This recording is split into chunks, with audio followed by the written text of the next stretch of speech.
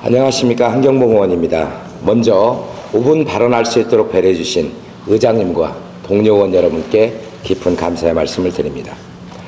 오늘은 어쩌다 이런 일이 16번째 이야기 건널 수 없는 다리 2입니다.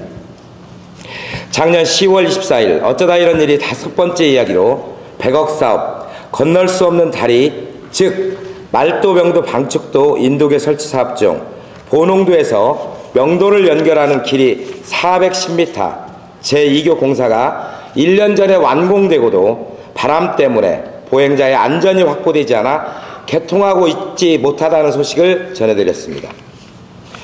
이후 제2교는 교량 케이블 진동 원인 분석 용역을 추진했고 이달 말 결과가 나온다고 합니다. 용역 결과에 따라 케이블 교체, 파손 방지 시설 등 추가 공사가 예상되고 책임 규명과 손해배상 청구를 위한 시공사 또는 설계사 대상 소송도 예정되어 있습니다. 그런데 오늘 본 의원이 이 자리에 선 이유는 이교 때문이 아닙니다.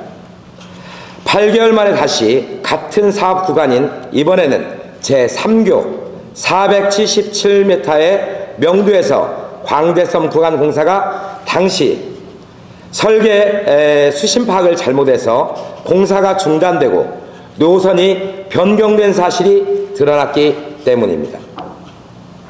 그것도 8개월 전과 똑같이 추경 예산안 심의 과정에서 알려졌습니다. 즉 바람 때문에, 수심 때문에 개통이 미뤄지거나 공사가 중단된 시민의 안전과 관련한 중요한 문제들이 추가 예산이 필요하지 않았다면 알려지지 않았을 것이라는 점이 본 의원의 간담을 서늘하게 합니다.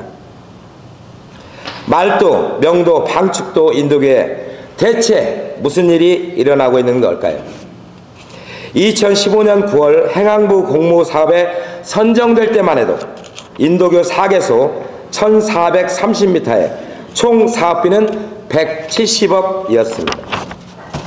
2024년 오늘 현재 1278m에 총 사업비는 무려 340억입니다. 다리의 길이는 152m 줄었는데 사업기간은 3년이 늘어나고 사업비는 딱 2배가 늘었습니다. 그 사이 알려진 것만 공사 중단은 총 2회, 2년 3개월 동안 중단되었고 군산시는 2022년 1월 시공사로부터 95억 1,900만 원이라는 추가 공사비 지급하라는 소송을 당해 재판을 받고 있습니다. 또 군산시는 올해 4월 이번에는 설계사에 대해 수심을 잘못 파악한 설계하자에 대한 손해배상 청구 소송을 위한 검토에 들어갔습니다. 처음에 말씀드린 2교 케이블 진동 원인 분석 결과 시공사 또는 설계사의 하자가 발견되면 또 한 차례 소송이 불가피해 보입니다. 결국 3개의 소송, 한 개는 군산시가 피고, 즉 물어줘야 될 공사 대금이 95억 소송이 진행 중이고 2개는 군산시가 원고인 손해배상 청구 소송이 진행될 예정입니다. 10년이 다 되어가는데 말도, 명도, 방축도 인도교 개통은 유언하고 총 사업비와 소송은 계속 늘어가는 중입니다.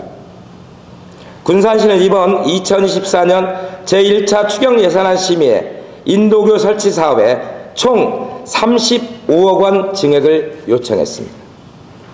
바로 어제 예산결산 특별위원회 예산 심의를 통과해서 총 사업비가 340억으로 늘어났습니다.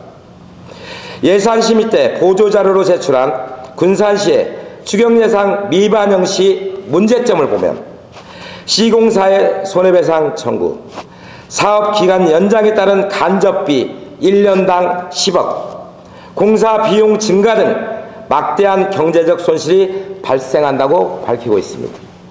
의회를 협박하는 겁니까? 본 의원이 문제를 제기하는 부분은 증액을 요청한 35억 원의 세부 내역입니다. 물가 상승과 국내외 원자재값 인상으로 인해 공사비 증액을 요청한 것이 아닙니다. 증액돈 35억에 38.8%인 13억 5,700만 원은 제3교의 설계 때와 달리 깊어진 수심 때문에 작업선, 즉 크레인을 100톤에서 250톤으로 변경하면서 추가로 필요한 예산입니다. 그 밖에도 10억 300만 원도 제3교 노선 변경에 따라 공사비가 늘어난 것입니다. 또 제3교 전기공사 7억은 기존 전기공사의 증액이 아니라 새로운 전기공사입니다. 기존 설계에는 관광용 야간 경관 조성으로 했는데 안전을 위해 제대로 된 전기공사가 필요해서 증액 요구를 했다고 합니다. 그렇다면 제1교, 제2교, 제4교는 전기공사는 안전하게 시공한 것이 맞습니다. 본 의원은 반복되는 부실 설계, 부실 시공, 공사 중단, 손해배상 소송 등으로 사업기간 연장과 총 사업비 증가에 악순환의 고리를 끊을 수 있는 확실한 대안을 요구합니다. 납득할 만한 증액 사유와 책임 규명, 재발 방지를 위한 합당한 대안이 의회에 보고되지 않으면 다음 회기 7월 4일 이 자리에서 시정질문으로 집행부에 책임을 묻겠습니다.